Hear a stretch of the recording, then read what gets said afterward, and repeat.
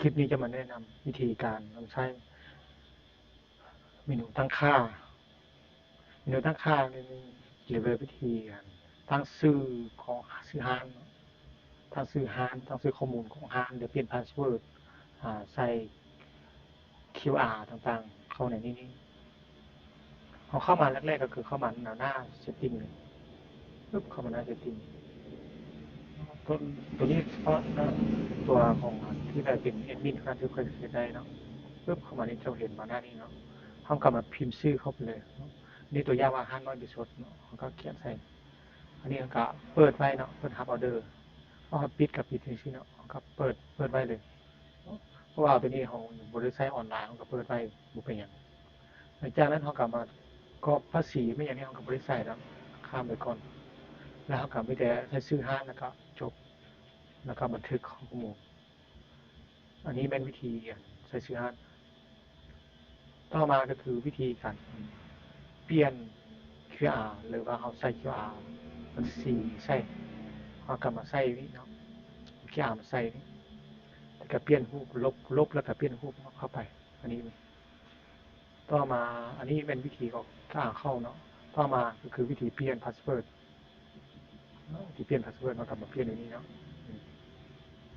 เขาก็ป้อนพาสเวิร์ดตัวเก่าใส่แล้วก็ตัวใหม่เนาะแล้วยืนยันตัวใหม่ใส่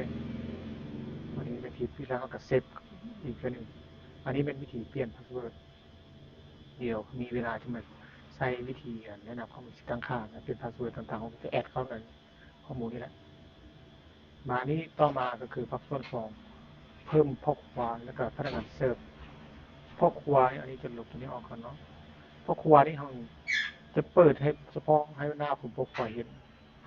ก็พนักงานเสิร์ฟก็จะเห็นแต่พักส่วนของพนักงานเสิร์ฟตัวอย่างมาเขามีพกครัวจาก3 คนเนาะหรือว่าเขาจะใช้แต่พวกนั้นอยู่เสือเดียวก็ได้ให้หลายๆคนใช้ทำกันก็ได้อันนี้การพนักงานเสิร์ฟก็ของแพงของมันเลยก็ให้ดีเพราะว่าแต่ละโทรศัพท์จะดึงเขาเครื่องไปเครื่องมันตัวอย่างว่าค่อยครับโต๊ะนึงมันก็จะเล่นเข้ามาโต๊ะนึงมันจะเด้งไปเรื่อยๆของฮับเรื่อยๆมันจะหู้กับสินค้าของเขามันจะหู้ว่าเป็นลูกค้าของเขาอันนี้เป็นตัวอย่างมาออกเกี่ยววิธีสอนในการจะคาดกันเนาะกดปุ๊บนี่ก็คือเขาเป็นแอดมินนะเนี่ยเขาไปจะสร้างยูเซอร์ให้ไฟล์ครัวเนาะเขาก็มากรอบตัวนี้ปุ๊บแล้วเขาก็มาส่งทางวอทแอปนี่อย่างกายาเนาะหรือว่าเขาจะสร้างให้เขาก็ยาแล้วแต่เขาสร้างแล้วเขาก็ส่งให้เขาก็ได้หรือว่าในรายงานให้เนาะแล้วก็กรอกแล้วเขาก็ส่งเขาสร้างยูเซอร์แล้วเขาก็ส่งลิงก์ไปให้เขาล็อกอินเอาก็ได้วิธีแล้วแต่เขาแล้ววิธีสร้างกับกรอบปุ๊บนี่เนาะแล้วเขาก็ไปสร้างขึ้นมาใหม่ปุ๊บนี่จะสร้างตัวอย่างให้เบิ่งเนาะสร้างตัวอย่างให้เบิ่งมาข้อหน้านี้มันจะสามารถสร้างแล้วเนาะเขาก็มาเขียนชื่อใส่ทุกครั้งเราต้องใช้ชื่อว่าอีเมลนะว่าตอนนี้เราจะใช้ชื่อแอดเนาะตัวอย่างน้อยเบิ่งภาษาอังกฤษดีกว่าชุดเพื่อเขาก็เข้าง่ายน้อยเนาะนางน้อยมิสน้อย at gmail.com พาสเวิร์ดของการใส่ตัดไปพาสเวิร์ดที่มาที่ใส่ในบุกเดี๋ยวนี้เราต้องได้แก้ใหม่เนาะพาสเวิร์ดเราก็ใส่ไปแล้วแต่1 2 3 1 2 3ว่าไม่อย่างนั้นแล้วแต่อันนี้เกี่ยวกับเพิ่มหนึ่งเสี่ยงหกเนาะมันก็มาเปิดปึ๊บ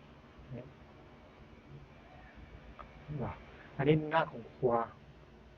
ผมจะเราลองแค่จะไปดูเซฟให้เบิ่งเนาะมันจะเห็นเทเบิลมีเมนูเนาะ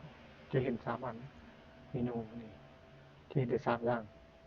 เมนูนี้บางทีก็จะบ่เห็นก็มีแต่ว่าเห็นกับบ่เป็นหยังเนาะเพราะเขาเห็นซื่อ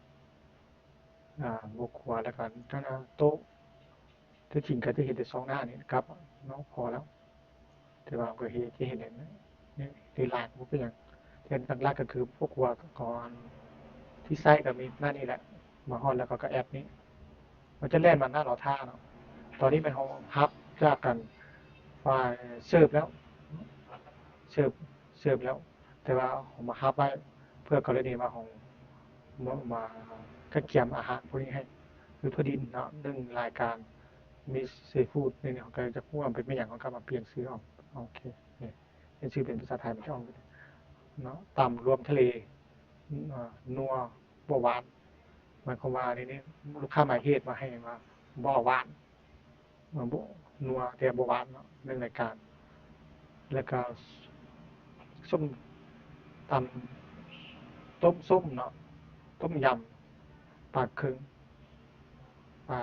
ย้อนนึ่งแล้วก็ถึงคั่วเฮาคั่วแล้วเบิดแล้วว่าเอาแก้วมา